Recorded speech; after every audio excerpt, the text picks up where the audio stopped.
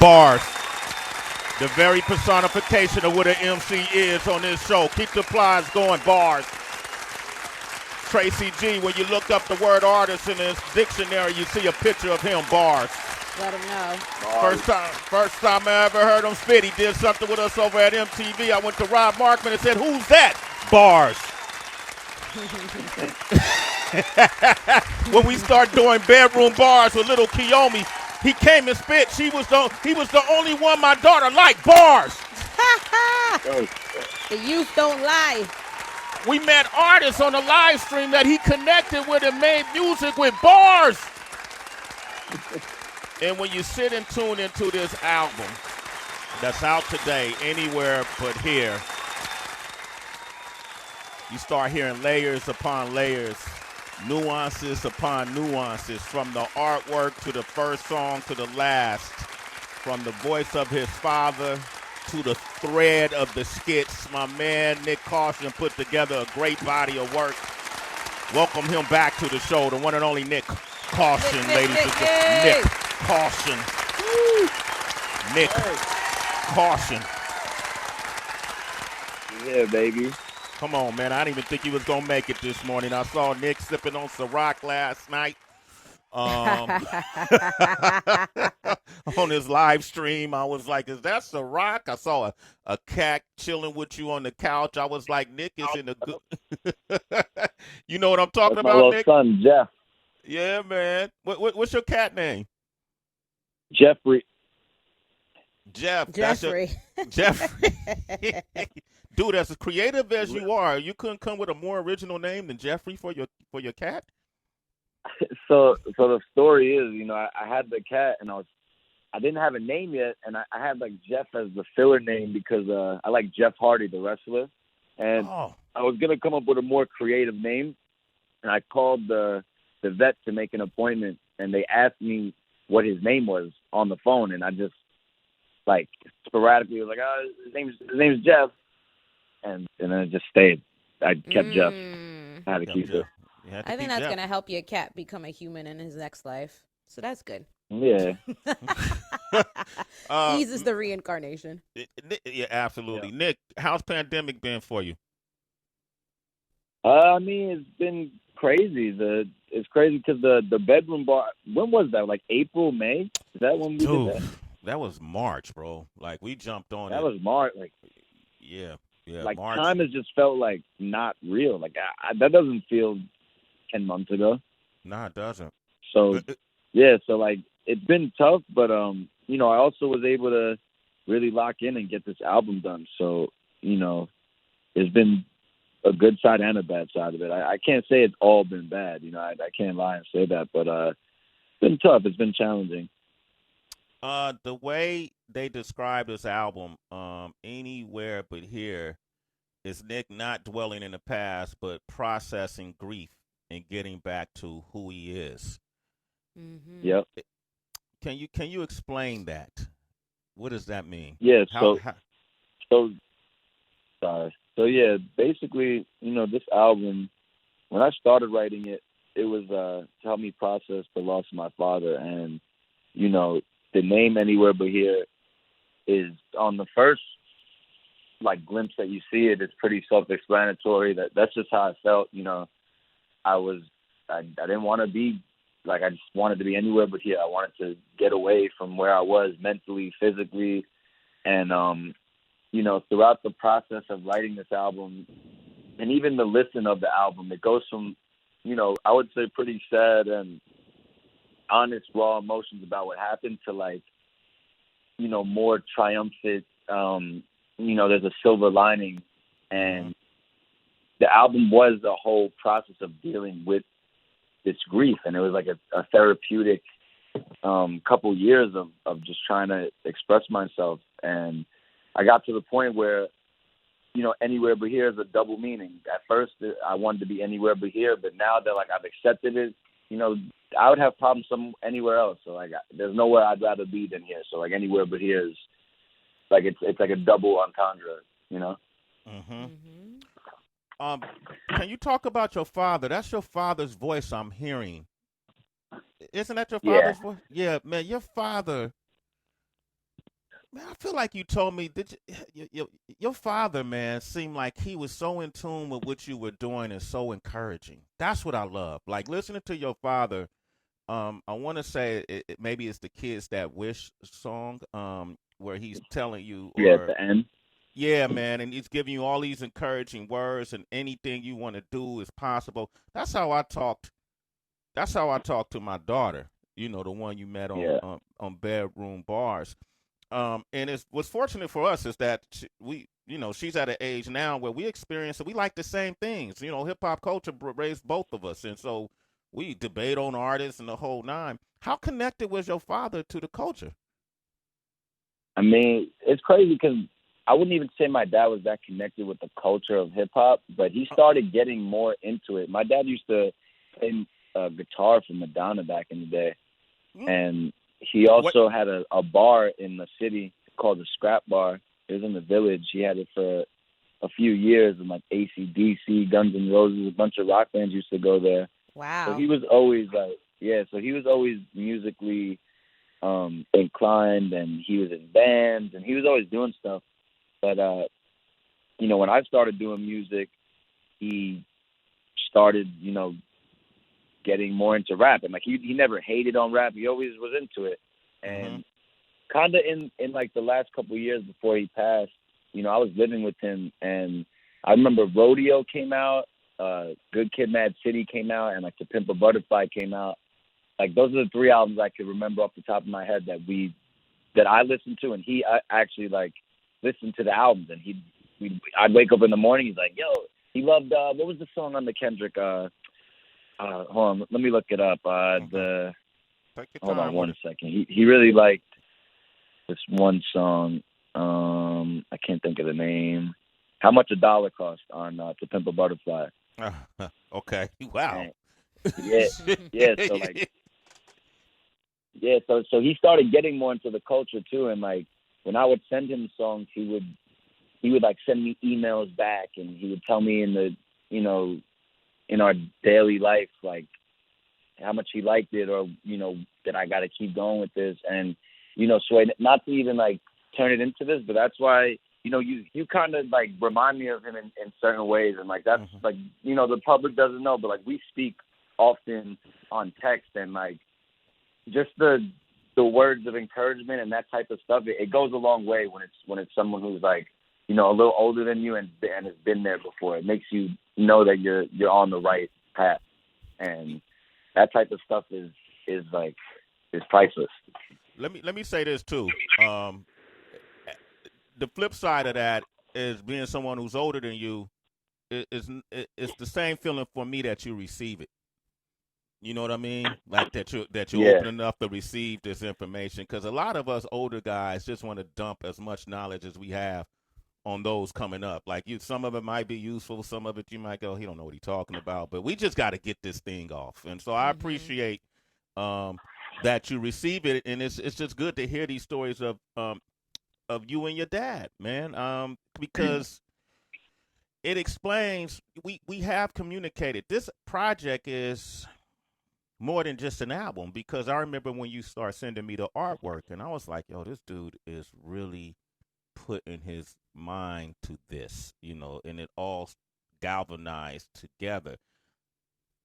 Talk about the artwork and how it correlates with the sound, because sonically this album has a lot of layers, a lot of musicality to it. How are they all cohesive?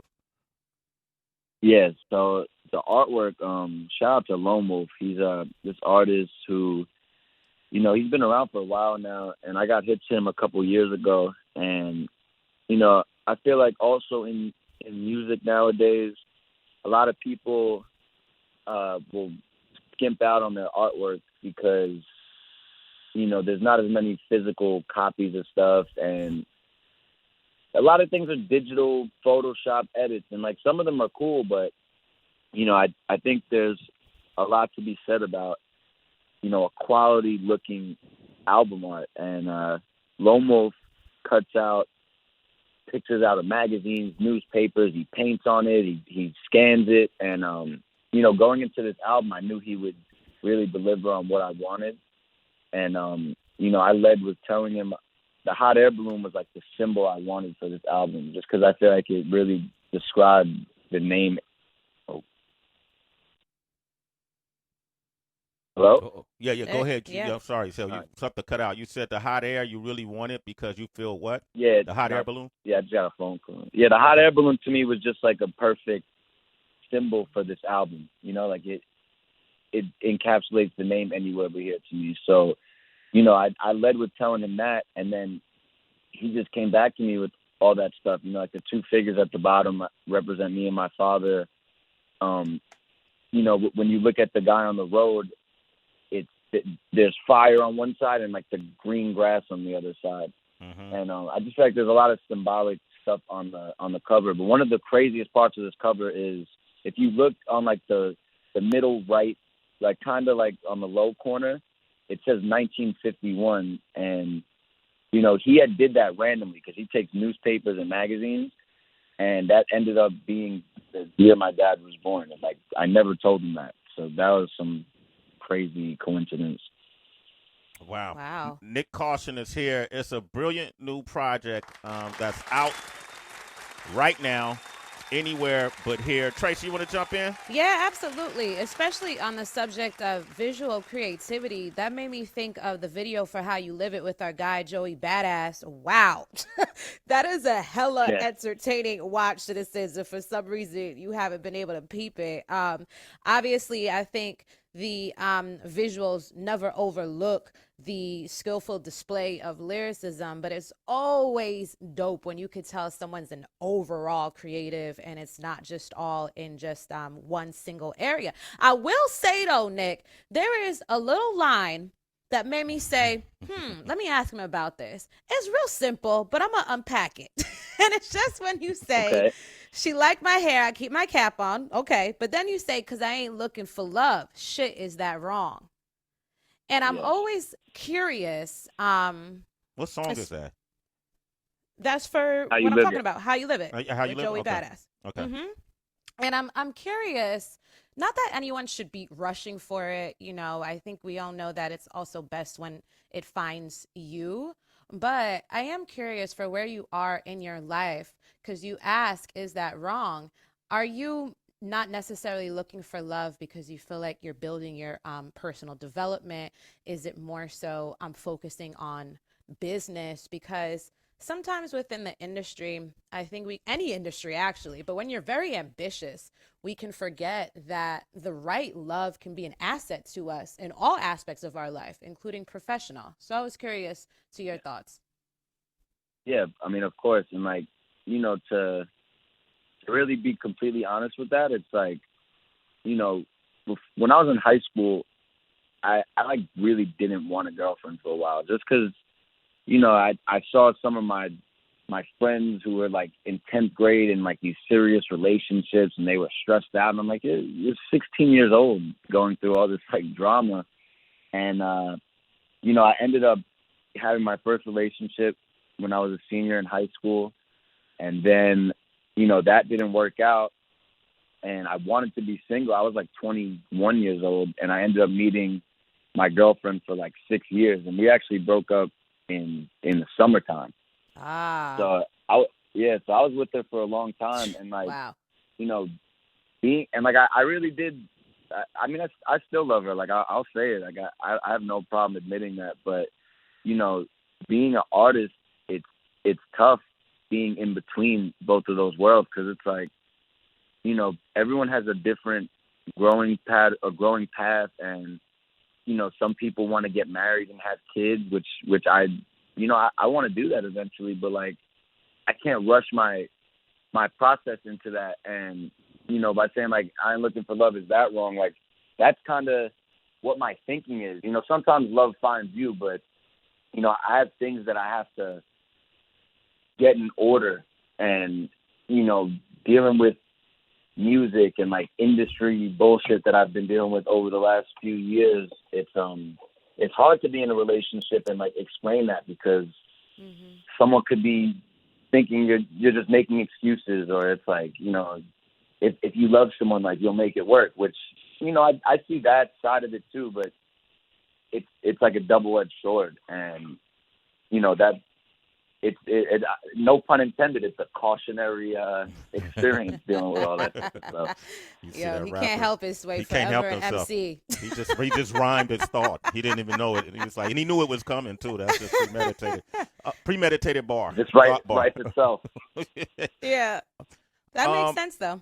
That makes sense. Yeah. When you talk about the industry bullshit. Right, that's what I was thinking about. Yeah, the industry bullshit is nothing new. It's been the bullshit since day one, but it just kind of, it reinvents itself, Yep. The industry bullshit is an artist, too. It's an artist in its own right. Sure. Right. It's just trying to live and win like every other artist. Industry bullshit. The industry bullshit looked differently for me, and then there's a lot of similarities when I was coming up. What specifically, when you say the industry bullshit, did you consider some bullshit? So, I just think it's like nowadays, with the labels and stuff, I feel like labels had a bigger role more in the past. Obviously a label could still help you get like a big feature, and like they have these big budgets where they could be helpful. I think like the label, the way people talk shit about labels, it's not always warranted, because some artists go to a label, they blow up because of like the money and budget they put into the artist, and then after they get that, they feel like the label did nothing for them. So I can't fully bash labels, but at this point, one of the big things labels did for artists was print albums and vinyls and get them out there. And now it's like everything is on DSPs and everything is digital. And, some of these distribution contracts are to distribute your music, but all they're really doing is putting it on DSPs. So, just like getting in a deal that works for you is tough when you don't have the accolades right away. Like you might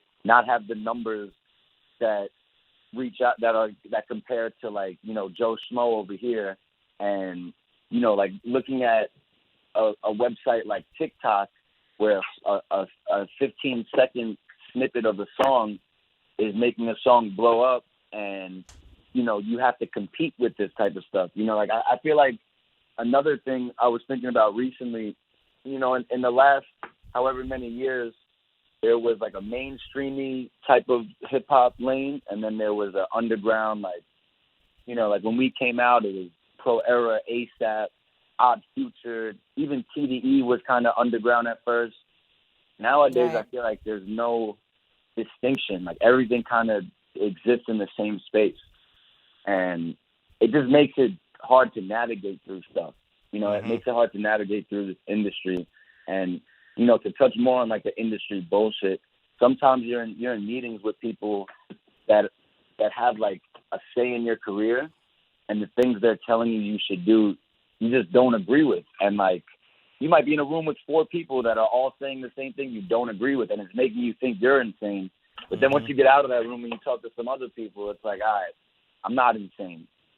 But you're fucked anyways, because you have to deal with these people for the length of your project or whatever. But it's definitely teetering on your mental well-being going through that stuff. Nyck Caution is here. Anywhere But Here is the name of the project.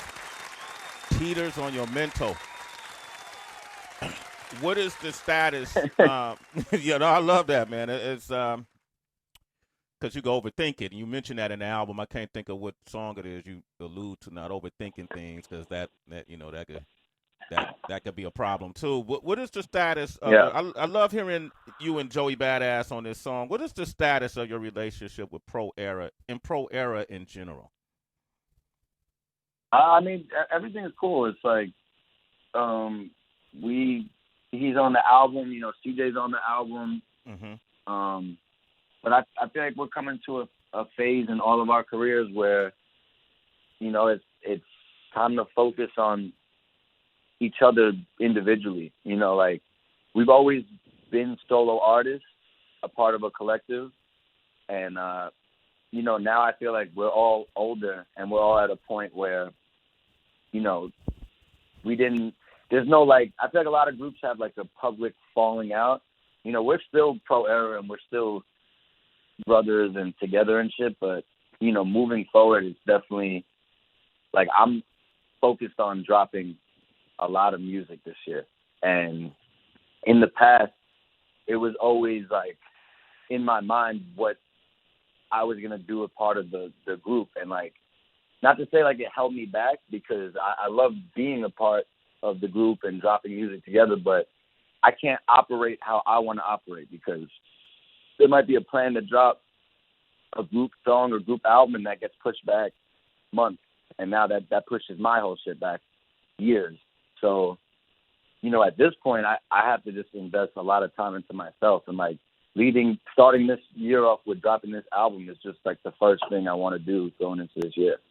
Mm-hmm. Man, let's hear some of the project. I'm gonna open up the phone lines. Nyck Caution is here. You Nyck Caution fan, a pro era fan, or you just a fan of music culture? 888-742-3345. This is How You Live It, featuring Joey Badass.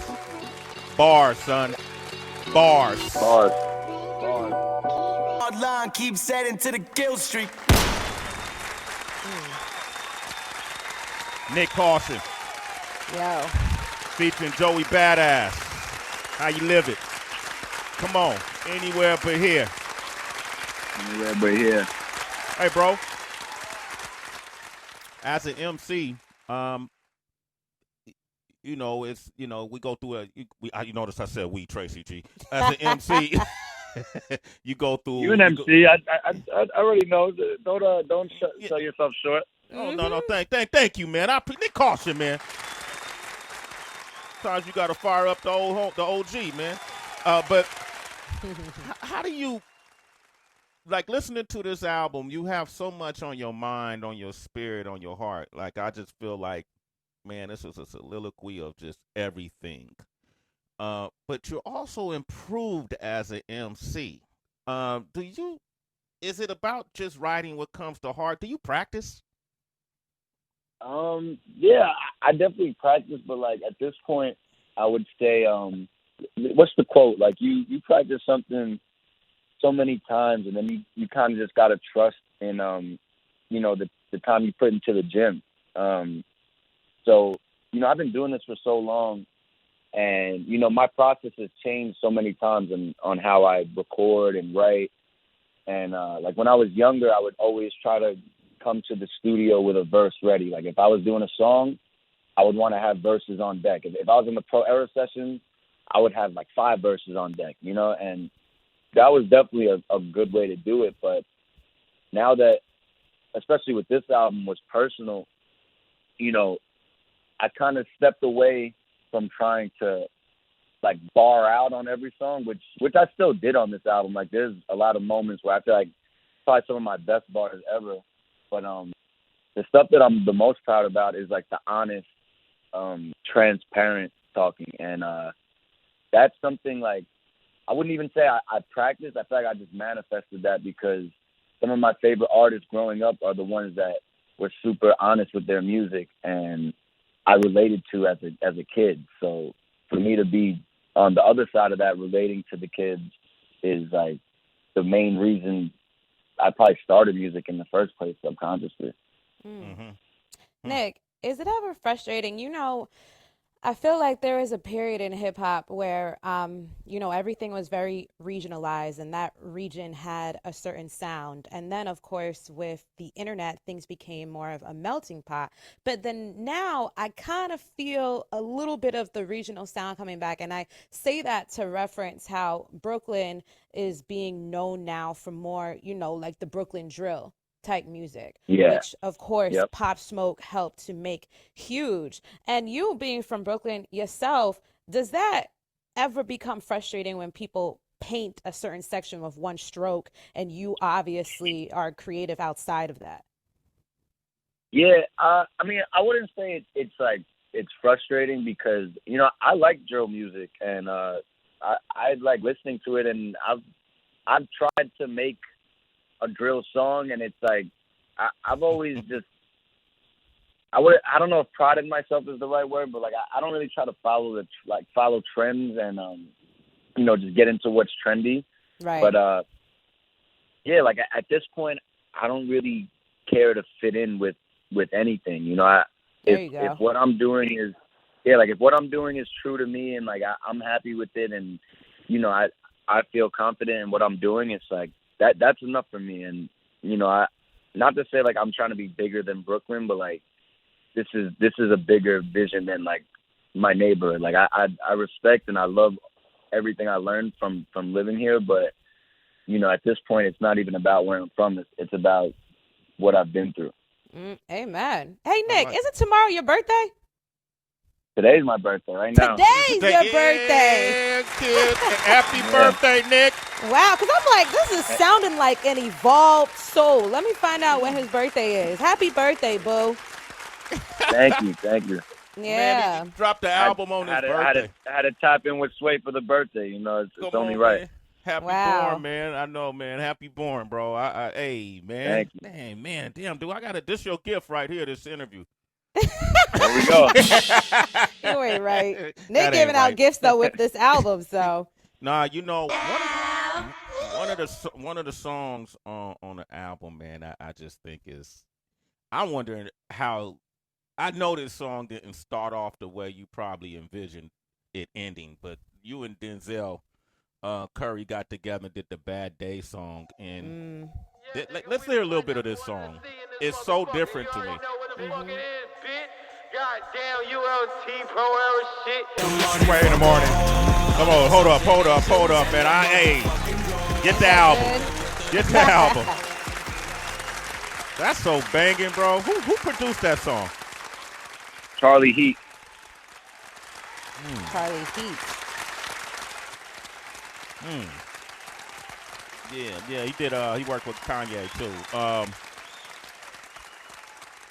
Man, you and Denzel, bro, y'all got something special there. What was that experience like working with him on this song? Man, I love Denzel. Denzel is just one of those dudes that's he's just always been super real and genuine.